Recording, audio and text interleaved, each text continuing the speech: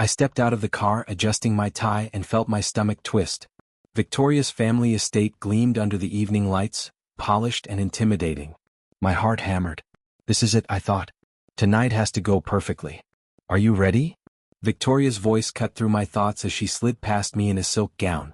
Her smirk was subtle, but I caught it. I think so, I said, trying to sound calm. My voice betrayed me anyway. Her parents greeted me at the door. Her mother's handshake was firm, her smile polite but calculating. We're pleased to finally meet you, she said. Thank you, Mrs. Chambers. It's an honor, I replied, hoping my nerves weren't obvious. Her father nodded curtly. Welcome. Please make yourself comfortable. Victoria's younger brother Alex stood to the side, arms crossed. He gave me a once-over, raising an eyebrow. So, you're the famous entrepreneur? His tone was casual, but I felt the judgment. Yes, that's me, I said, forcing a smile. I run a small startup in the tech sector. A small startup, Victoria said suddenly, her tone light but laced with venom. She leaned closer as if sharing a private joke with everyone. He means tiny. Barely enough to pay for his apartment, I hear. The room stiffened. I froze. Victoria, I began, but she ignored me, laughter spilling from her like warm poison. Oh, come on, she said, twirling a strand of hair. It's true. He thinks he's some big shot in tech, but really, she looked around at her parents. It's all so unambitious. Laughable, really. Heat flooded my face. I swallowed hard, my hands clenched at my sides. Keep calm, stay calm, I reminded myself. Her mother coughed lightly, clearly uncomfortable. Well, everyone starts somewhere, Victoria. Her father cleared his throat. Yes. Ambition isn't always measured by size, dear. I nodded, trying to hold my ground.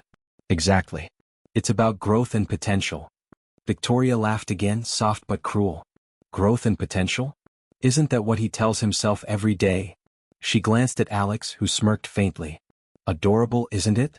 I forced a chuckle, but it came out hollow. I believe in my work, and I'm committed to making it successful. Oh, I'm sure you are, she said, her tone mocking sweetness. But it's just cute. That's all. Alex leaned back, crossing his arms again. You don't mind if we talk about real businesses, do you? His voice was sharp, teasing. No, I welcome it, I said. My throat was tight. Just endure it, I told myself. Dinner continued with strained conversation. Every comment from Victoria cut deeper than the last.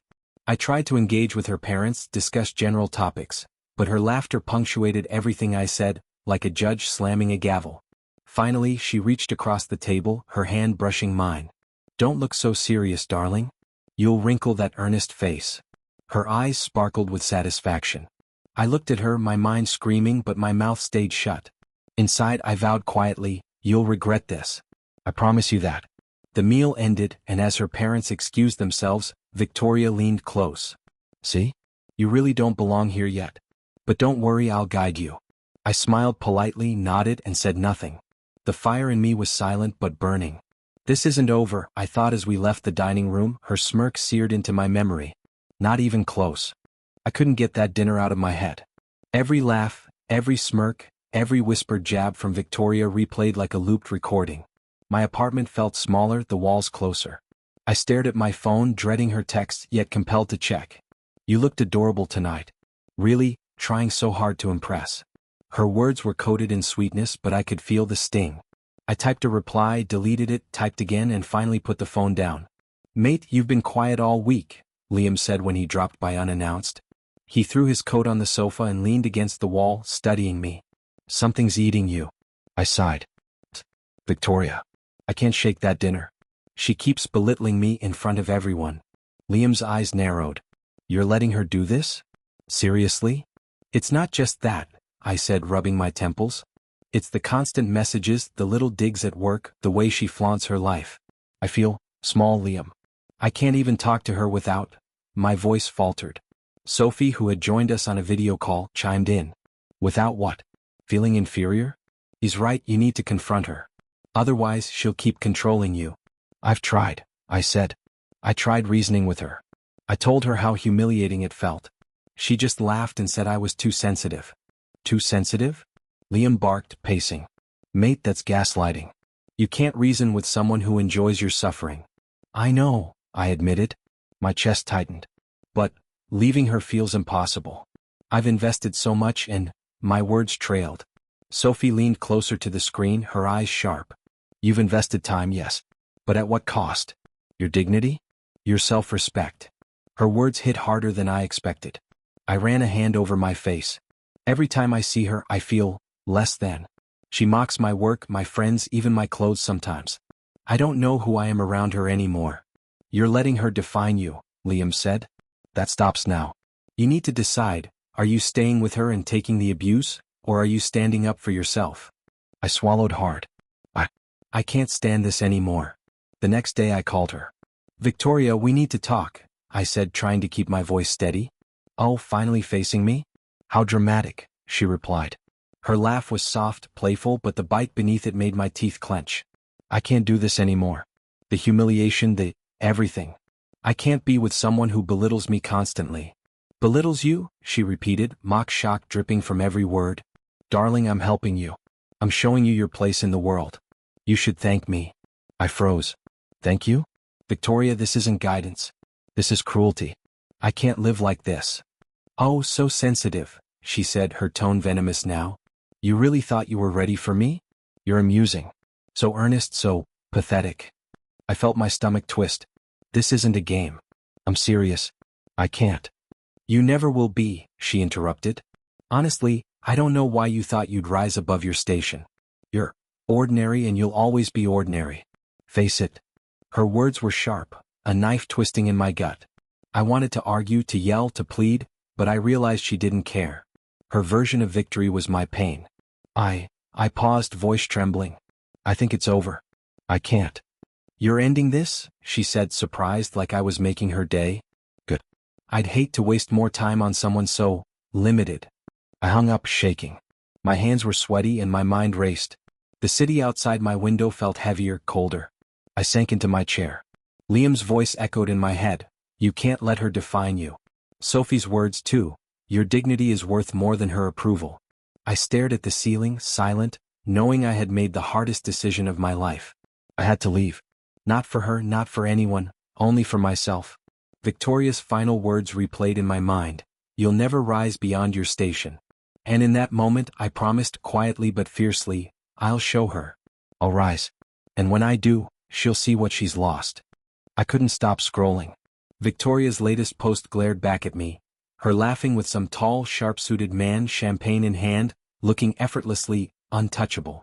My chest tightened and I set the phone down, staring at the blank wall like it owed me answers. Liam's voice cut through the silence when he called late that night. My mate, you've been ghosting me. What's going on? I ran a hand through my hair.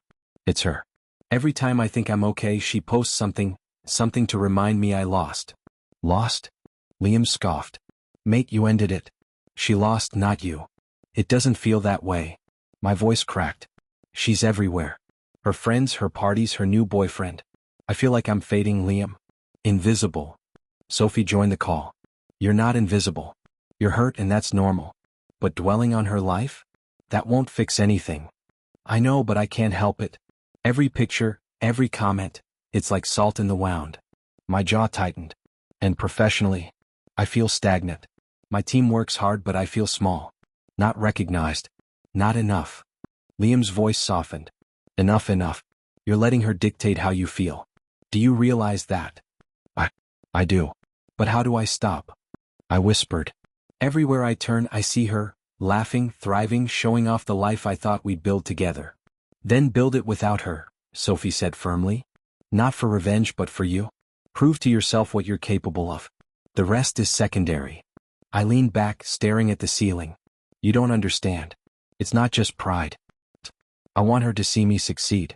Not to humiliate her, but to show that I'm more than what she made me feel. More than she said I could be. You mean revenge, Liam said, blunt but not unkind. Admit it. Yes, I confessed, my voice low. But not like she thinks. It's not about hurting her. It's about proving I'm worth something. Proving I can rise above all this. Sophie smiled faintly through the video call. Good. That's the start.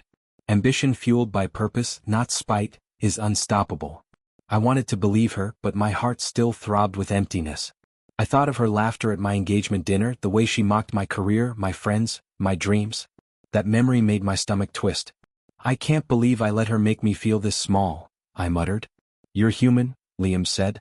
And you've been blindsided by someone who thrives on control. It's not your fault. I nodded, swallowing hard. I know. But it still hurts. She's moving on so effortlessly while I'm broken. And her new boyfriend, he's perfect. Everything she ever wanted me to be, in a way. It's humiliating. Then don't compare, Sophie said. Focus on what you can control. Your life, your work, your future. The rest? Noise. I exhaled slowly, trying to calm the storm inside me. I guess I need to stop looking at her posts. Do it, Liam urged. And start channeling that energy. You don't need her approval. You don't need her validation. You need yourself. I nodded again, staring at the blank ceiling. You're right. It's just hard. The anger, the sadness, it's all tangled. You're allowed to feel it, Sophie said. But don't let it define you. One step at a time. I picked up my phone again, not to scroll but to draft a list of what I would do, my goals, my plans, my rise. The first flicker of determination sparked within me. I'll do it, I whispered almost to myself. I'll show her, and more importantly, I'll show me. The night was quiet after that, but for the first time in weeks, I didn't feel completely broken. A small ember of purpose glowed inside me. I couldn't undo the past, but I could shape the future. And I swore, silently, that the next time she looked at me, she'd see someone she underestimated. Someone unstoppable. I sat in my small office, the glow of the laptop screen harsh against my tired eyes. Nights had become my ally. The city slept while I planned my comeback. Every spreadsheet, every pitch draft, every network email was a step away from the shadow Victoria had cast over me. Liam popped his head in, a travel mug in hand. Still at it? You've been grinding like this for weeks. I can't stop now, I admitted, rubbing my temples. Every day I feel closer, but it's like climbing a mountain that never ends. Then you climb, he said, setting the mug on my desk. One step at a time. You've got the brains, you just need patience. I know, I muttered. But it's exhausting. I want results now, not slow progress. Sophie's call buzzed on my laptop. Progress isn't instant. You're building something real this time, not just dreaming. I know, I replied, leaning back in my chair. But some days I still feel small, like I'm invisible. Invisible? Sophie's tone was sharp. Mate, you're surrounded by people willing to help. You just need to accept it. Come to that networking event tonight. I've lined up mentors and investors who can see your potential. I hesitated. Networking events. I've never been good at them. I feel out of place. Then go as yourself, not as someone trying to impress. Confidence is about authenticity, she said. I'll be there. Liam will too. You won't be alone. Later at the event, I felt my stomach twist. A room full of accomplished people, some chatting casually, some sizing me up. It was intimidating. I spotted Sophie waving and Liam giving me a thumbs up. Relax, Sophie said as we approached a small group. You've got this. I swallowed hard. I hope so. A man in a tailored suit introduced himself. James. I've heard a lot about your project. Very promising. Thank you, I said, trying to steady my voice. I'm working to expand our reach and bring innovation to the market. Impressive, he said. Most people talk big but deliver small. You seem different. Sophie nudged me. See? That's what I mean.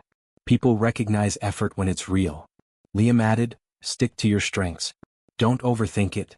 Conversation stretched into hours. Each successful connection, each spark of interest, chipped away at the self-doubt that had haunted me since Victoria. By the end of the night, my confidence felt tangible, like electricity running under my skin. Back in my office, Sophie leaned back in her chair. You see? You're capable. Don't forget why you started. Revenge isn't about her anymore. It's about proving to yourself that you can rise. I nodded slowly. Yeah. I want more than just proving her wrong. I want to prove that I'm capable of greatness. That I can build something lasting, something meaningful. That's the spirit, she said, smiling. Mentors are willing to help. Investors are listening.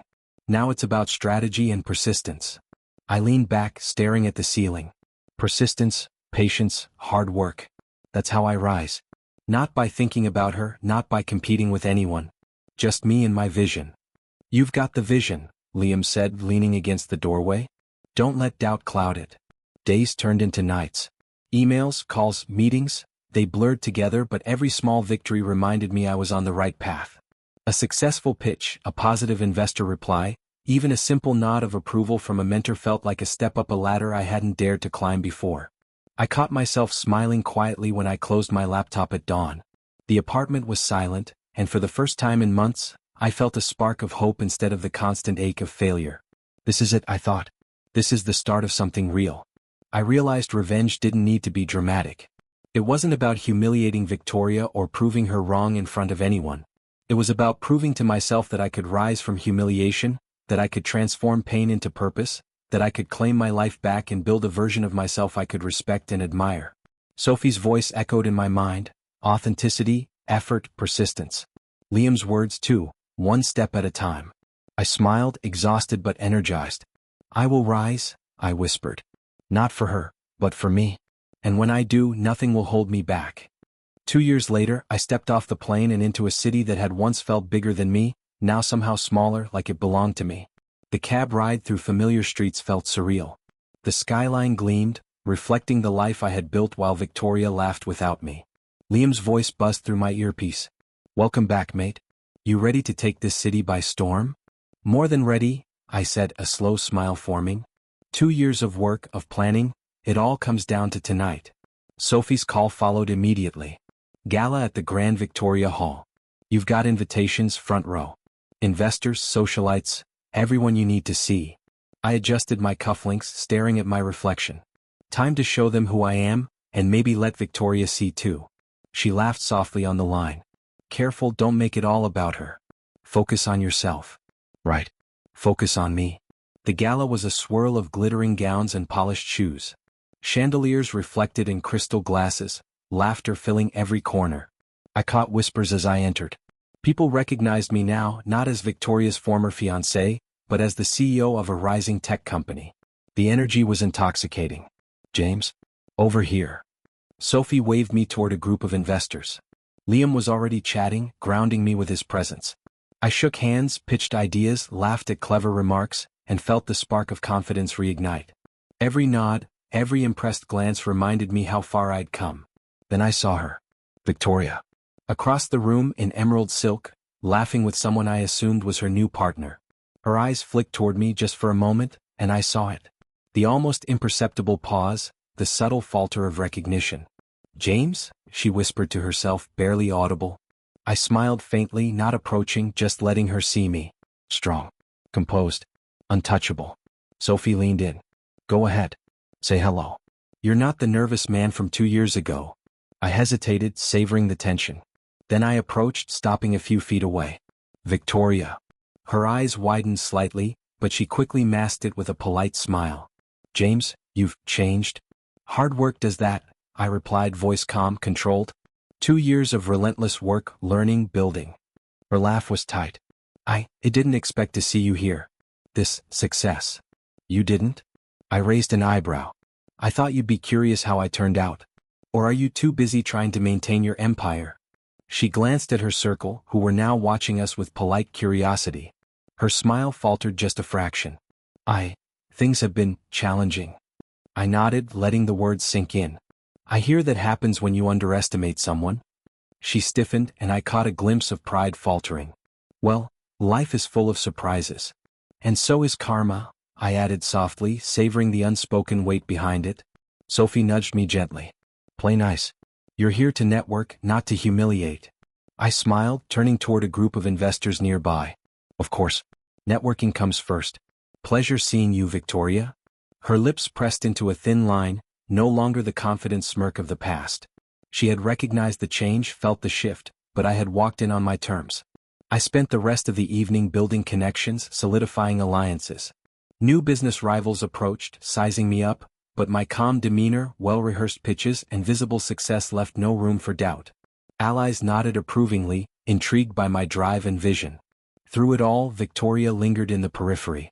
Every time our eyes met, there was a flicker, a moment of acknowledgement that she had misjudged me. That subtle discomfort thrilled me more than applause or investor interest ever could. Liam leaned in as we stepped outside for a brief air break. See that? You walked in, owned the room, and she noticed. That's progress, mate. I exhaled, the cool night air clearing my mind. It's not just about her. It's about knowing I can stand on my own. That I've earned this. Sophie joined, adjusting her scarf.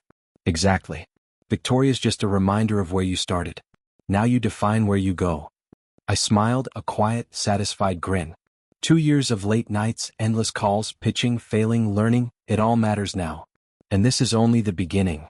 Victoria caught my gaze one last time before disappearing into her circle. I didn't feel hatred, just calm satisfaction. The game had shifted and I held the advantage. As I stepped into the waiting car, Liam beside me, Sophie still on the line, I thought, this is my world now. Not hers. And she knows it. I heard the whispers before I saw the faces. Victoria's name had been floating through the boardroom like smoke, and the tension was palpable. Investors frowning, advisors shifting in their seats, her own staff exchanging uneasy glances. Liam's text buzzed in my pocket. Ready for your next move? I smiled faintly, typing back, always. I walked in, straight-backed, eyes scanning the room. Good morning, everyone, I said calmly. Chairs shifted as people took note of me. I wasn't there to boast. I was there to demonstrate competence. Victoria was at the head of the table, her emerald blazer sharp, but something about her posture was off, slightly rigid, defensive. I caught the flicker of recognition, her tight smile betraying her confidence. James, she said, voice polite but brittle. I didn't expect to see you in this meeting. I could say the same, I replied, keeping my tone neutral. I'm here to discuss a potential partnership that could benefit both our companies. Her assistants exchanged quick glances. Yes, of course, she said, adjusting her notes, avoiding my gaze. The meeting began and I presented my strategy, precise, confident, backed with data. I let graphs, projections, and numbers speak louder than any boastful words. Every recommendation was grounded in logic, every risk addressed before it could be questioned. One of her senior colleagues leaned forward, skeptical.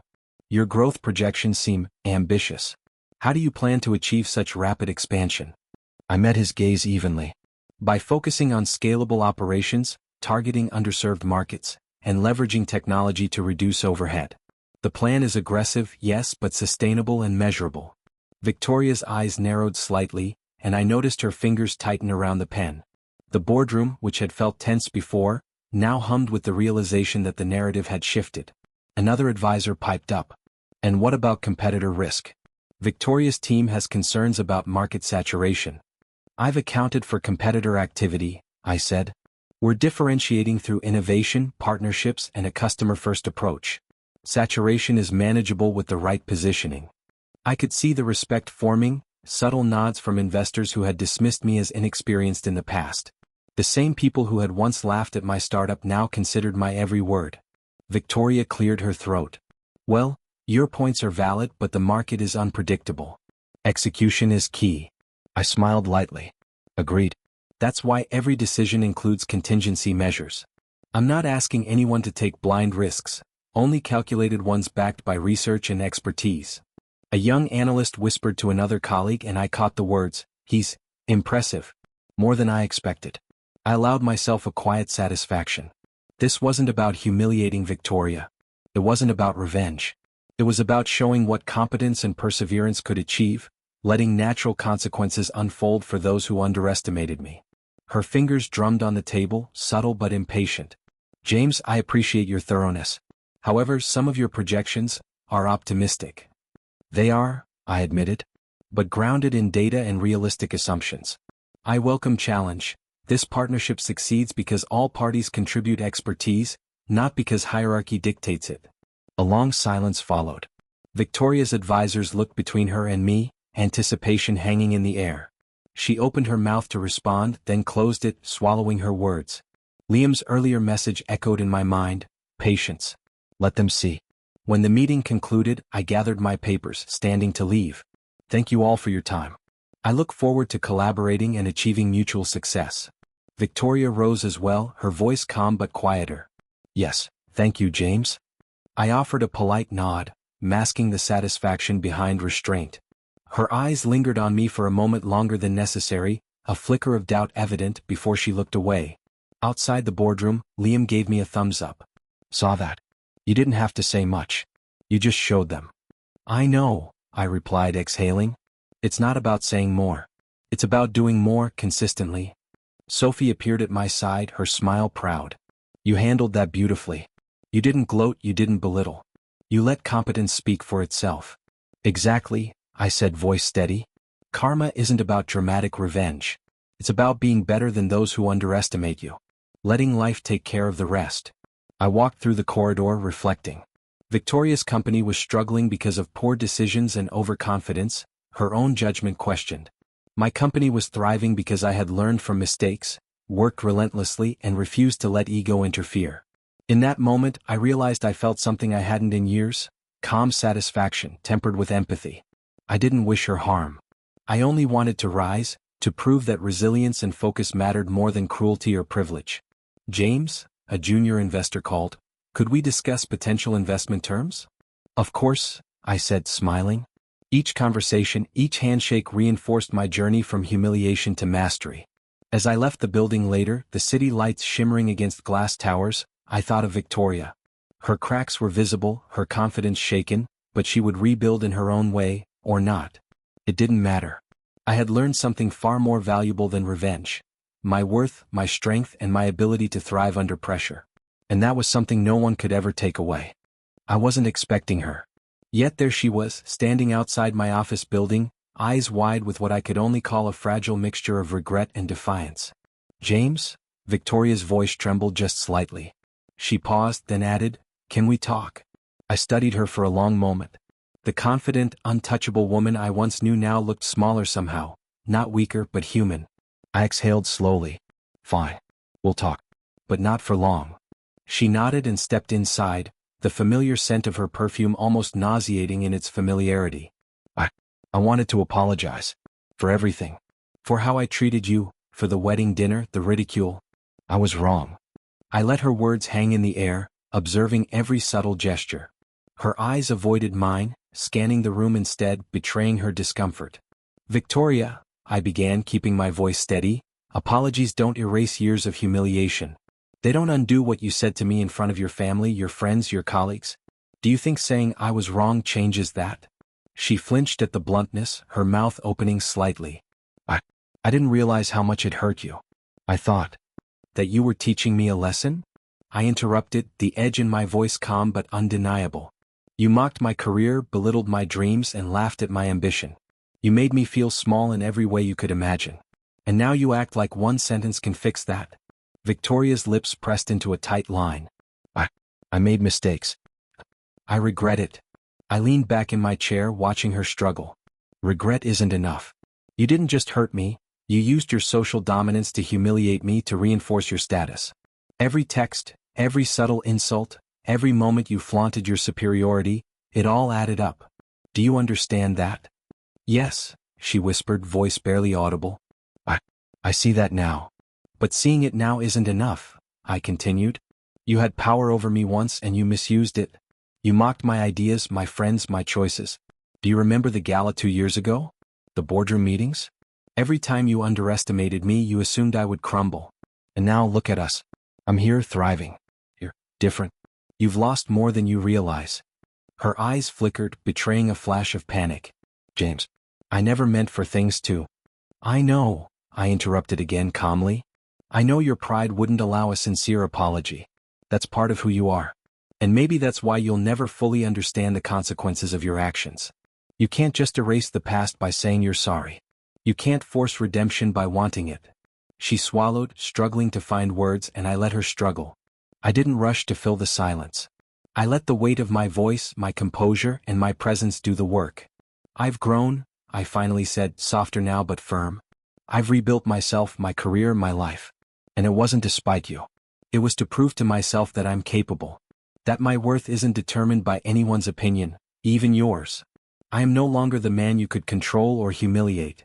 Her shoulders slumped just slightly, and I saw the first cracks in her composure. I didn't know. I know, I said, standing now. But not knowing doesn't excuse what you did. Not then. Not ever. You lost me, Victoria. Not just me as a person, but the respect, the influence, the control you thought you had over others through me. That's gone. You're no longer the center of my world, or anyone's for that matter. Your social dominance, your ability to intimidate, it's diminished, and I didn't have to take it from you. You lost it yourself. Tears, or perhaps the start of them, glimmered in her eyes. I didn't expect this. I thought you'd. I would have crumbled? Bent to your will again? I finished for her, shaking my head. No. That version of me is gone. You should know that by now. Everything you underestimated me for, I've used it to build something stronger, better, unshakable. And that, Victoria, is the difference between us. She looked at me, silent now, the words stuck somewhere between pride and regret. Her perfect composure from the past was gone, replaced by a vulnerability she didn't know how to manage. I exhaled slowly, stepping back. I'm done here. This conversation doesn't change the past. It doesn't undo your mistakes. But I hope it makes you realize something important. No one, no matter how confident, how cruel, or how entitled, can dictate my worth again. Not you. Not anyone. Victoria nodded faintly, swallowing, but she didn't apologize further. Pride still anchored her, but the damage was done. I had grown. I had changed. I had won. Not through revenge, not through cruelty, but by becoming someone she could never break. I opened the door for her. Goodbye, Victoria. She looked at me one last time, eyes haunted by the weight of recognition. Goodbye, James. And I walked out, feeling lighter than I had in years, knowing that I had reclaimed not only my dignity but the control over my life, and left her to face the consequences of underestimating me. I stood on the balcony of my penthouse, the city sprawling beneath me, lights flickering like 1,000 tiny reminders of how far I had come. Nights like these, I could finally breathe without the weight of doubt or regret pressing on my chest. Liam appeared beside me, hands in pockets, a grin spreading across his face. Look at you, mate. From humiliated ex-fiancée to someone who owns the skyline. Feels good, doesn't it? I chuckled, shaking my head. It's surreal, Liam. All those nights of late work, late calls, every setback, every moment of self-doubt, it led here. Sophie joined us, holding a glass of wine, eyes bright. And it wasn't just about building a business, James. You built yourself. That's what makes this victory real. I smiled softly, letting the warmth of their support sink in. You two never gave up on me even when I doubted myself. That made all the difference. Liam nudged me gently. We just reminded you who you were capable of being. You had the talent. You just needed to believe it. I do believe it now, I said, exhaling slowly. And I don't just believe it because of the success. I believe it because I learned who I am, and who I'm not willing to be again. Sophie raised her glass. To growth, resilience, and triumph. You earned this, James. Truly. I clinked my glass against hers, savoring the moment. To the journey. And to never letting anyone diminish our worth again. The night was calm, the city alive yet distant, as if it recognized that something had shifted, not in the skyline but in me. My mind wandered to Victoria. I had once obsessed over her approval, her laughter, her dismissal. But now she was a memory, a cautionary tale of pride and cruelty. I didn't feel anger anymore. I didn't crave revenge. Her absence wasn't emptiness, it was freedom. Have you thought about her? Liam asked quietly. I shook my head, smiling faintly. Sometimes. But it's no longer about her. It's about what she taught me, unintentionally. She showed me where my boundaries were, how much I could endure, and how I could rise above humiliation. That's a lesson I'll carry forever. Sophie nodded. And you did. Gracefully. Without bitterness consuming you. That's rare. I looked out over the city again, letting the cool breeze brush my face. I used to define myself by what others thought of me, Victoria, her family, colleagues. I thought my value was tied to their opinions. Now, I know my worth isn't measured by approval.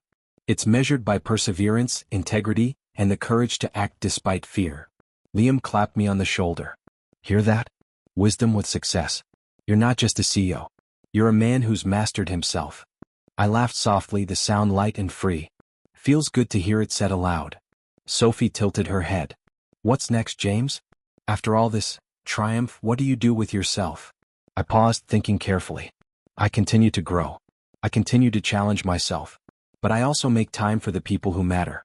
Loyalty, trust, love, they're just as important as ambition. I've learned that the hard way. Liam smirked.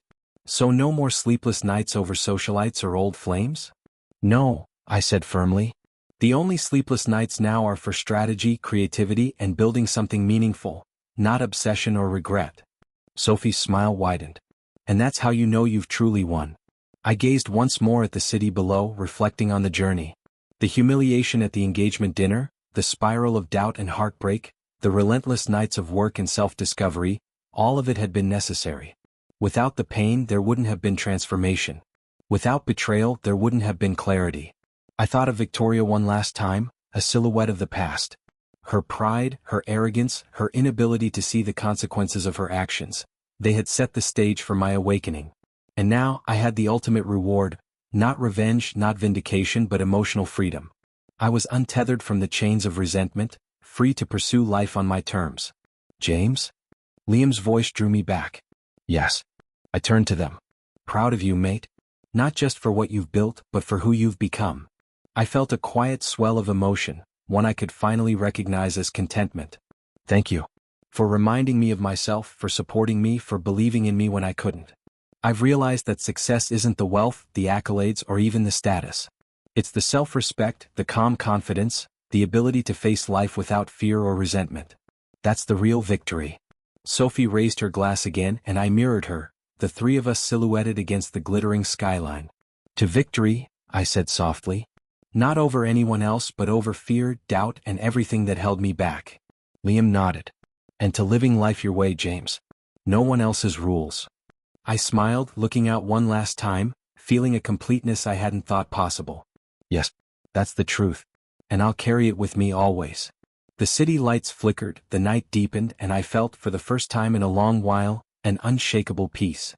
The storms of the past had passed, leaving behind clarity, strength, and freedom. I had triumphed, not through cruelty but through perseverance, integrity, and the unwavering belief in my own worth. And that was a victory no one could ever take from me.